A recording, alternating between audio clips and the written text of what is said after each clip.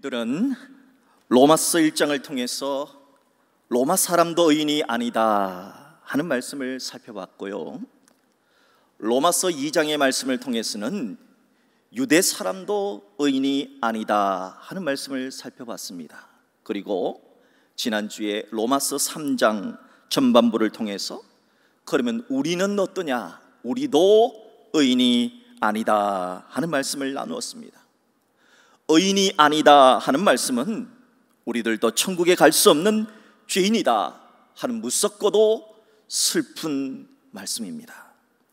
그렇다면 사람이 의로워질 수 있는 방법, 천국 갈 수 있는 방법이 단 하나도 없다는 말입니까?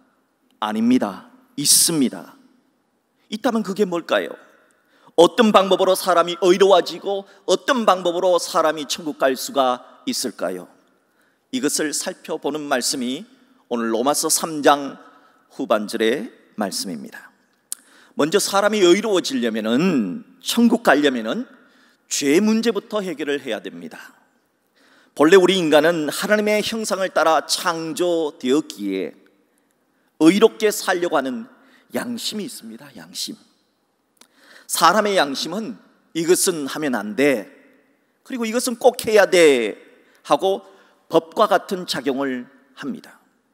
그래서 이걸 양심의 법이라고 합니다.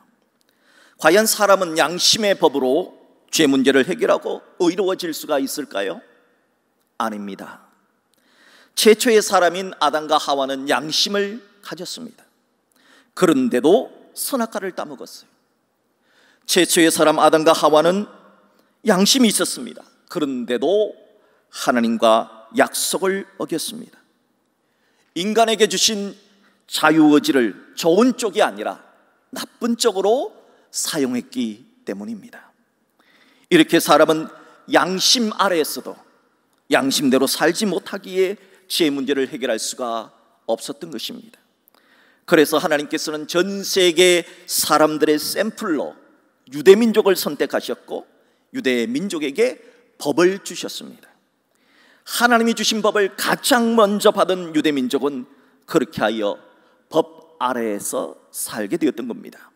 자, 그렇다면 사람은 법 아래에 살면 의로워질 수가 있을까요? 그것도 아닙니다. 샘플로 선택된 유대민족은 법 아래 살면서도 도무지 의로워지지를 않았습니다. 오히려 법의 정신인 사랑을 훼손하고 악용해서 더 큰 죄인이 되었습니다. 그래서 본문 19절을 보세요. 우리가 알거니와 무릇 율법이 말하는 바는 율법 아래에 있는 자들에게 말하는 것이니 이는 모든 입을 막고 온 세상으로 하나님의 심판 아래에 있게 하려 함이라 했습니다. 이 19절의 말씀은 하나님의 법정을 연상케 합니다. 재판관이신 하나님께서 재판정에 앉아 있는데 하나님의 판결을 받으려고 어떤 사람이 그 법정에 서 있습니다. 하나님의 법정에서 율법은 마치 검사와도 같아서 율법은 하나님 앞에 선 그 사람의 죄를 고발하면서 유죄라고 고합니다. 그러자 그 사람은 내가 왜 유죄냐 하고 따집니다. 그러자 검사와도 같은 율법은 그 사람이 생각으로 지은 죄를 드러냅니다. 눈으로 지은 죄를 드러냅니다. 입으로 지은 죄를 드러냅니다. 손과 발로 지은 죄를 드러냅니다. 알고도 지은 죄, 모르고도 지은 모든 죄를 다 낱낱이 드러내면서 율법에 따라 이 사람은 죄인입니다 라고 고합니다. 그래서 재판장이신 하나님은 그 피고에게 이렇게 말합니다. 할 말이 있느냐? 할 말이 있으면 한번 해봐라 하니까 아무런 할 말이 없다는 겁니다. 성경은 모든 입을 막고라고 했습니다. 입이 있어도 할 말이 없다는 뜻입니다. 변명의 여지가 없다는 것입니다. 하나님 앞에서는 어떤 핑계도 어떤 변명도 될 수 없는 그 입 다물라가 된다는 겁니다. 이렇게 모든 인간은 법이 있어도 법 아래에서도 의로워질 수가 없었습니다. 그러면 사람은 이렇게 묻습니다. 그렇다면 법은 왜 주셨습니까? 사람이 의로워질 수도 없는 그 법을 왜 주셔서 이것 해라 저것 하지 말아라 사람을 피곤하게 하십니까? 라고 물을 수 있습니다. 여기에 대한 답이 본문 20절입니다. 그러므로 율법의 행위로 그의 앞에 의롭다 하심을 얻을 육체가 없나니 율법으로는, 법은 왜 주시느냐? 죄를 깨달음이니라. 율법의 목적은 죄를 깨닫게 하려는 것입니다. 예를 들어서 도둑질하지 말라 하는 법을 통해서 도둑질은 죄구나 하는 것을 깨닫고 도둑질을 멀리하고 피하라고 주신 것이 도둑질 금지법입니다. 살인하지 말라라고 하는 법을 통해서 살인은 죄구나 하는 것을 깨닫고 살인을 멀리하고 피하라 주신 것이 살인 금지법입니다. 안식일을 거룩하게 지켜라 하는 법을 통해서 주일은 거룩하게 지켜야 하는구나, 주일을 지키지 않는 것이 죄구나 하는 것을 깨닫고 주일을 거룩하게 지키도록 주신 법이 안식일법이다 하는 것이지요. 이렇게 율법은 할 수 있는 것이 있는데 죄를 깨닫게 하는 기능이 있다 하는 겁니다. 그러나 율법이 할 수 없는 것이 있어요. 죄는 깨닫게는 하지만 죄는 제거하지는 못합니다. 이것은 마치 율법은 코로나19를 진단하는 진단키트와 같아요.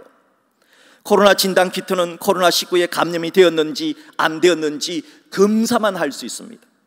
코로나 진단키트가 할 수 있는 검사지 진단키트가 병은 고칠 수가 없어요. 율법도 마찬가지입니다. 율법도 나는 죄인이다 하는 것을 깨닫게만 하지 율법 자체가 우리를 의롭게 죄를 없이 할 수는 없다는 겁니다. 그러면 뭐가 필요하냐? 치료제가 있어야 됩니다. 치료제가 나와야 합니다. 이 치료제가 과연 뭐냐? 오늘 성경은 우리에게 묻습니다. 자, 그렇다면 사람이 의로워질 수 있는 방법이 양심의 법도 아니고 율법도 아니라면 도대체 치료제가 뭐냐? 본문 21절 보십시오. 이제는 율법에 의해 하나님의 한 의가 나타났으니 율법과 선지자들에게 증거를 받은 것이라 했습니다. 이 21절의 이제는 강하게 힘을 줘서 읽어야 하는 이제입니다. 그래서 박윤선 박사의 주석에서는 21절을 이렇게 말합니다. 21절의 이제는 큰 가뭄 끝에 단비가 내리는 이제다. 깜깜한 어둠 끝에 밝음이 이른 이제다. 죽었다가 다시 살아난 이제다. 사람이 의로워질 수 있는 다른 방법을 말해주는 이제다라고 이제를 강조했던 겁니다. 그 이제가 어디에 나타납니까? 어디에 나타났다는 것이냐? 신구약 성경에, 구약 성경에 나타났다는 겁니다. 없던 것이 생겨난 것이 아니라 이미 율법과 선지자, 즉 구약 성경에 있었던 것인데 사람들이 구약을 읽어도 깨닫지를 못했던 것을 드러내셨다 하는 겁니다. 그게 뭐냐? 하나님의 의라는 겁니다. 하나님의 한 의, 하나님이 주신 한 가지 방법, 의롭게 되는 한 가지 방법이다 하는 겁니다. 제가 여러분에게 묻습니다. 믿음의 조상이라던 아브라함은 구약시대에 살았습니다. 그런데 이 아브라함은 율법이 있기 이전의 사람입니다. 그러면은 아브라함은 무엇으로 구원을 받았습니까? 율법도 안 된다 그랬잖아요. 양심도 안 된다 그랬잖아요. 그럼 아브라함이 무엇으로 구원을 받았냐? 여러분은 뭐라고 생각하십니까? 창세기 15장 6절에 그 답이 있습니다. 창세기 15장 6절 합독합니다. 아브라함이 여호와를 믿으니 여호와께서 이를 그의 의로 여기시고, 구약시대도 아브라함도 하나님을 믿음으로 의롭게 여김을 받았다 하는 겁니다. 그러면은 신약시대는 어떨까요? 예수님 오신 이후에도 어떨까요? 구약에는 믿음으로 받았으면 신약에는 달라집니까? 그렇지 않습니다. 본문 22절을 보세요. 곧 예수 그리스도를 믿음으로 말미암아 모든 믿는 자에게 미치는 하나님의 의인이 차별이 없느니라. 신약도 구약도 모두 다 믿음으로 구원을 받는다 하는 겁니다. 믿음의 법에는 차별이 없다 하는 겁니다. 그러면 왜 모든 사람에게는 하나님의 의가 필요하게 되었을까요? 자, 그것을 이야기해 주는 것이 본문 23절이에요. 모든 사람이 죄를 범하였기 때문에 모든 사람에게 의가, 하나님의 의가 필요하게 되었다는 겁니다. 하나님의 영광에 이르지 못하더니 모든 사람이 하나님의 영광에 이를 수가 없어서 하나님의 의가 필요하게 되었다는 겁니다. 모든 사람에게 하나님의 영광에 이르지 못했다 하는 뜻은 모든 사람이 하나님이 요구하는 수준에 미치지 못했다 하는 뜻입니다. 다니엘서 5장을 보면은 하나님이 요구하는 수준에 미치지 못한 한 왕의 이야기가 등장합니다. 바로 바벨론 제국의 마지막 왕이었던 벨사살 왕입니다. 이 벨사살 왕은 지금 나라가 지금 곧 망하게 됐습니다. 국내국에 정말 어렵게 됐습니다. 그런데 뭘 하고 있느냐? 수많은 신하들을 궁중에 초청해서 술잔을 기울이고 매일매일 술만 마시고 흥청망청 하고 있습니다. 그때 갑자기 가다란 하나님의 손이 나타난 거예요. 손만 나타난 거예요. 여러분, 사람이 머리도 있고 몸도 있고 발도 있어야 되는데 손만 가다란 손이 나타나서 벽에다가 글씨를 씁니다. 무네무네 데겔 우바라신. 그 글을 보고 수많은 사람들이 술을 마시다가 깜짝 놀라 사시나무 뜰듯이 마구마구 뜰기 시작합니다. 왜냐하면 그 뜻은 이제 끝났다는 겁니다. 너 달아보니까 근수가 모자란다. 모자라도 한참 모자란다. 그래서 끝내겠다. 이 나라 끝내겠다. 이 나라를 그래서 메드와 바사 페르시아 제국에 넘겨주겠다 하신 말씀입니다. 결국 그날 밤 바벨론 제국의 벨사살 왕은 독살을 당합니다.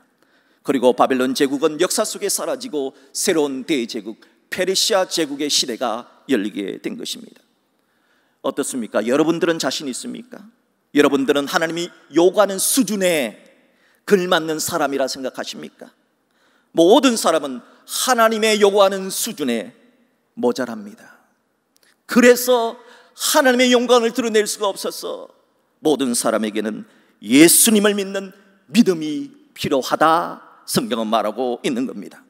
그러면 왜 꼭 예수여야만 됩니까? 부처님도 있고 마음의 뜻도 있는데 왜 꼭 예수여야만 됩니까? 예수님이 도대체 뭘 했길래 예수만 믿어야 됩니까? 여기에 대한 답이 본문 24절로 26절입니다. 본문 24절로 26절은 너무너무 중요한 복음이기 때문에 소위 말해서 작은 복음으로 불려지는 말씀입니다. 자, 먼저 본문 24절을 보십시오. 왜 예수만이어야 되느냐? 그리스도 예수 안에 있는 성량으로 말미암아. 이 성량이란 단어 너무너무 중요한 단어입니다. 성량으로 말미암아 하나님의 은혜로 값없이 의롭다 하심을 얻은 자 되었느니라. 예수님 안에만 성량이 있기 때문입니다. 성량이라는 뜻은 노예 시장에서 노예의 값을 치르고 그 노예를 해방시켜 준다 하는 뜻을 가지고 있습니다. 죄의 값은 얼마일까요? 로마서 6장 23절에 죄의 값은, 죄의 삭은 사망이라 했습니다. 죄는 반드시 죽어야만 값을 갚을 수가 있습니다. 내 죄값으로 내가 죽어야 마땅하지요. 그런데 내가 죽지 않고 나 대신 예수님이 죽어주셨다는 겁니다. 나 대신 예수님이 죽어주셔서 나는 의롭게 되었다는 겁니다. 이 세상에서 여러분을 대신해서 죽어줄 분이 누가 있습니까? 여러분을 위해서 죽어주신 신이 도대체 누구입니까? 예수밖에 없습니다. 그래서 예수만 믿어야 한다는 겁니다. 계속해서 본문 25절을 보십시오. 왜 예수밖에 없느냐? 이 예수를 하나님이 그의 피로서 믿음으로 말미암는 화목제물로 세우셨으니 이는 하나님께서 길이 참으시는 중에 전에 지은 죄를 간과하심으로 자기의 의로우심을 나타내려 하심이라. 예수님이 우리를 속량하기 위해서 지불하신 대가는 예수님의 피입니다. 예수의 생명입니다. 예수님께서 피 흘려주심으로 우리의 죄가 깨끗하게 되었다는 것입니다. 그러니까 율법은 코로나19 진단 키트와 같이 우리의 죄를 깨닫게 해 주었는데, 치료제는 뭐냐? 우리의 죄를 없애주는 치료제는 뭐냐? 그것은 바로 예수님의 피 보혈이었다 하는 겁니다. 그런데 본문 25절 말씀을 자세히 보면은 이 예수님을 누가 십자가에 못 박아 피 흘려 죽이도록 내줬느냐? 사탄이 아니라 하나님이 그렇게 하셨다는 겁니다. 하나님이 화목제물로 예수님을 세워줬다는 겁니다. 이게 충격입니다.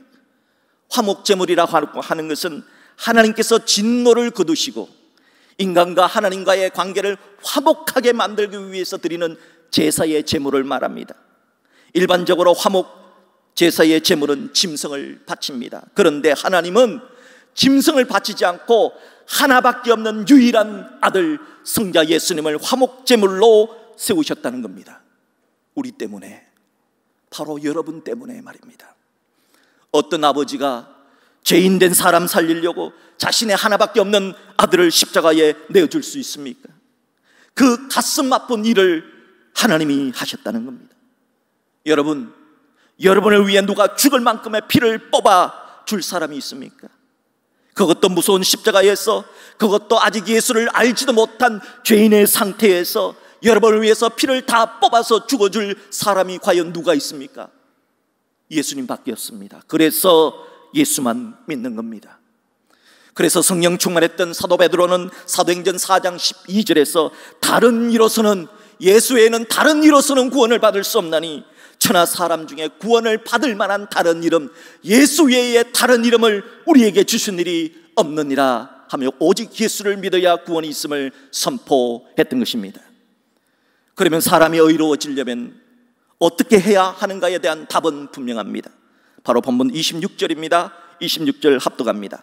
곧 이때에 자기의 의로우심을 나타내사 자기도 의로우시며 또한 예수 믿는 자를 의롭다 하려 하심이라. 누구를 의롭다 하려 하십니까? 예수 믿는 자. 그래서 믿어야 한다는 겁니다. 예수 믿는 자를 의롭다 하신 것은 성부, 성자, 성령 하나님의 만장일치의 결단입니다. 일반적으로 우리가 하나님이라고 이렇게 부르잖아요. 그런데 이 하나님이라고 부르는 이 하나님의 개념 속에는 성부, 성자, 성령 하나님이다 하는 뜻이 담겨져 있어요. 성부, 성자, 성령 하나님은 두 가지 성품이 있습니다. 하나는 사랑이라고 하는 성품입니다. 두 번째는 공의라고 하는 성품입니다. 사랑의 하나님이기 때문에 하나님께 가는 사람은 누구든지 다 용서해 주십니다. 다 품어주십니다. 또한 하나님은 공의의 하나님이기 때문에 잘한 사람한테는 상 주고 못한 사람한테는 벌을 주시는 하나님의 성품이 있습니다. 그런데 이 두 성품은 서로 부딪힙니다. 충돌됩니다. 사랑의 하나님이라고 하지만은 하나님은 죄 없는 사람에게 너 죄 없다 하고 칭의를 선포하게 되면 하나님의 공의가 문제가 됩니다. 그렇겠죠?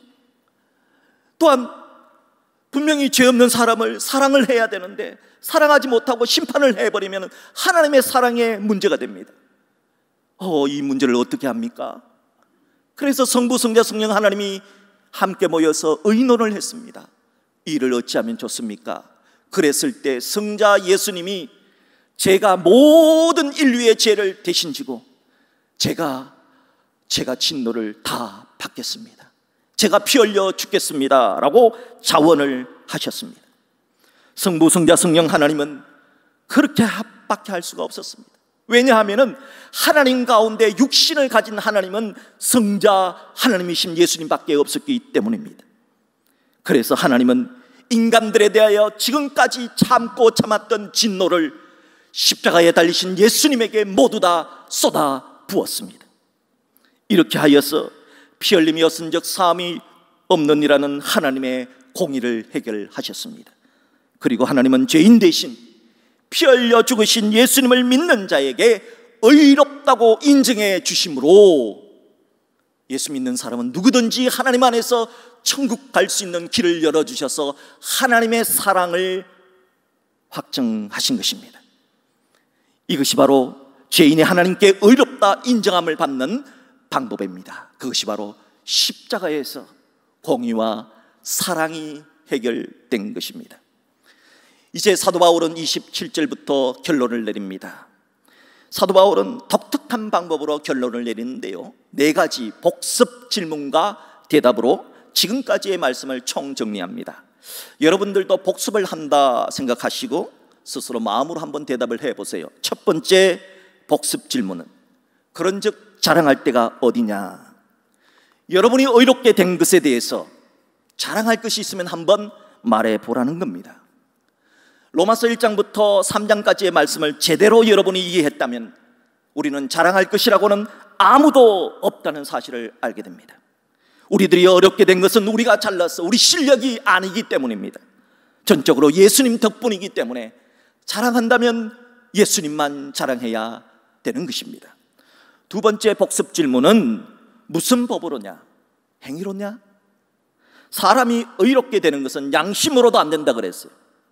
또한 율법, 법으로도 안 된다 그랬습니다. 그렇다면 도대체 무슨 법으로 되느냐? 믿음의 법으로 된다 하였습니다.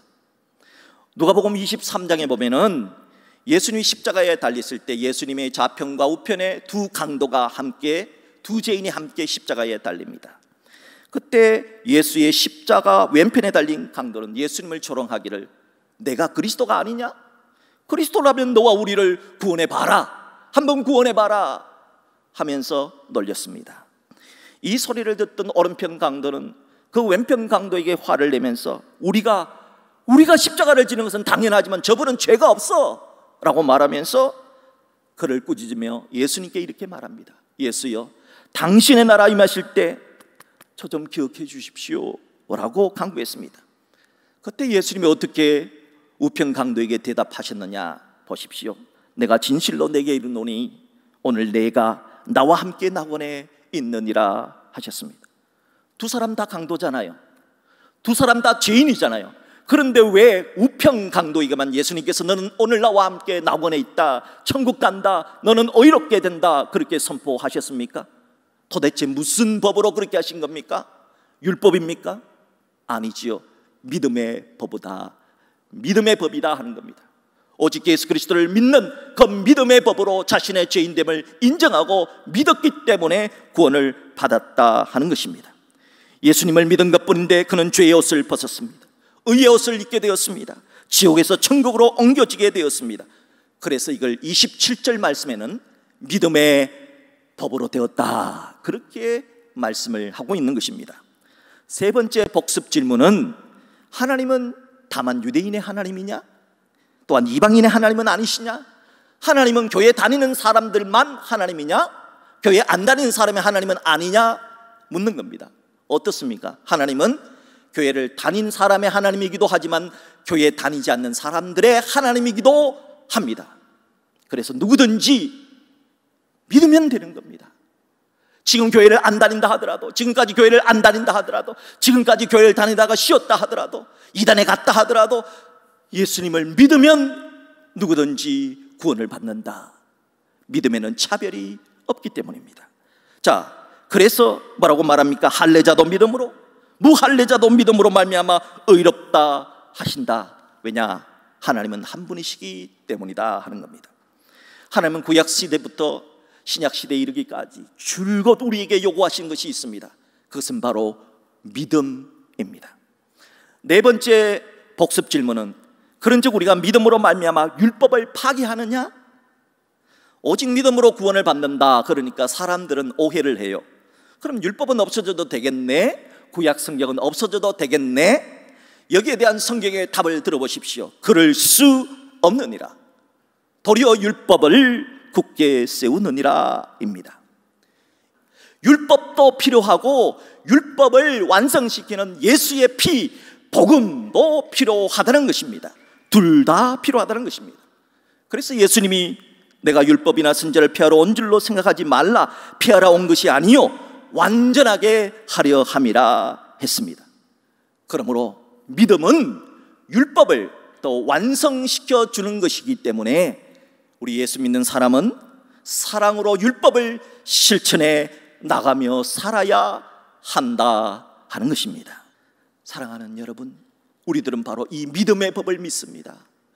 우리들이 믿는 것은 율법이 아니고 우리들이 믿는 것은 양심의 도덕률이 아니라 바로 우리들이 믿는 것은 예수 그리스도를 믿는 십자가의 믿음을 믿는 것입니다. 바라기는 이 믿음의 법을 믿고 살아가는 우리 모두가 어떤 경우에도 나를 자랑하고 나를 드러내는 것이 아니라 오직 예수 십자가의 보혈만을 자랑하는 믿음의 사람으로 이 한 주간도 살아갈 수 있기를 주의 이름으로 축복합니다.